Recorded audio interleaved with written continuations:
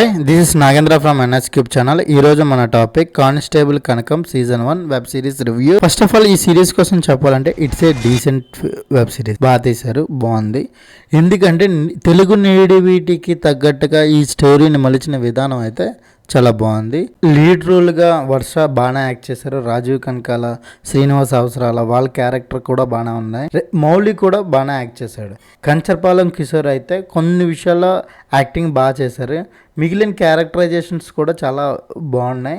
వాళ్ళకి తగ్గట్టు రోల్స్ ప్రకారం వాళ్ళు నీట్గానే చేశారనే చెప్పాలి. ఇక స్టోరీలోకి వెళ్తే శ్రీకాకుళం డిస్ట్రిక్ట్లో రేపల్లె గ్రామంలో కానిస్టేబుల్ కింద న్యూ జాయినింగ్ ఎంటర్ అవుతుంది వర్ష. ఆ మారుమూల ప్రాంతంలోని కొంతమంది అమ్మాయిలు మిస్ అయిపోతూ ఉంటారు. ఆ మిస్ అయిన అమ్మాయిలు ఎవరు ఏం చేస్తున్నారనే విషయం ఎవరికి తెలియదు. అడవి గుట్ట వైపు వెళ్ళిన ప్రతి అమ్మాయి మిస్ అయిపోయింది అని అక్కడున్న పుకార్లు వాళ్ళ పోస్టులు కూడా మనకు క్లియర్ గా చూపిస్తుంటారు స్టోరీలో. అది మనకి ట్రైలర్ లో కూడా చూపించారు.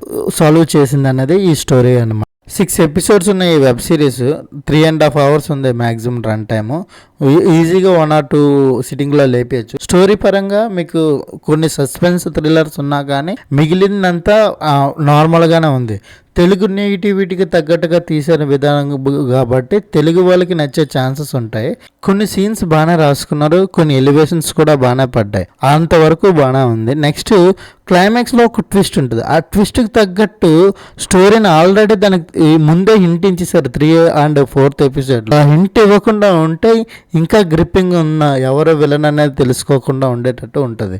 దాన్ని కొంచెం మార్చుంటే బాగుందని నాకు అనిపించింది. మిగిలిన స్టోరీ అయితే బాగానే ఉంది. అవసరాల శ్రీనివాస్ అయితే కొన్ని సీన్స్లో చాలా బాగా యాక్ట్ చేశాడు. సస్పెన్స్ థ్రిల్లర్ కూడా కొంచెం గ్రిప్పింగ్గా ఉంటే బాగుంది అనిపించింది. తర్వాత వాళ్ళ ఇన్వెస్టిగేషన్ కూడా ప్రాపర్గానే ఉంది. మరి మనకి ఎక్కువ హాలీవుడ్ రేంజ్లో అలా కాకుండా తెలుగు నెగిటివిటీ తగ్గట్టుగానే ఎలా అయితే క్లూజ్ అయితే వస్తాయి అలాగే ఉన్నది. దాని ప్రకారం స్టోరీ పరంగా బాగానే ఉంది, నీట్గానే ఉంది.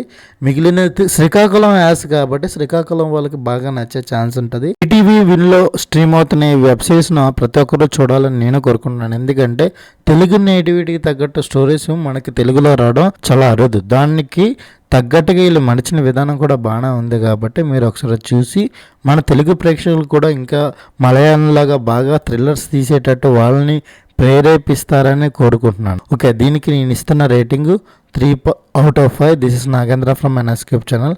Please subscribe my channel. Thank you for watching.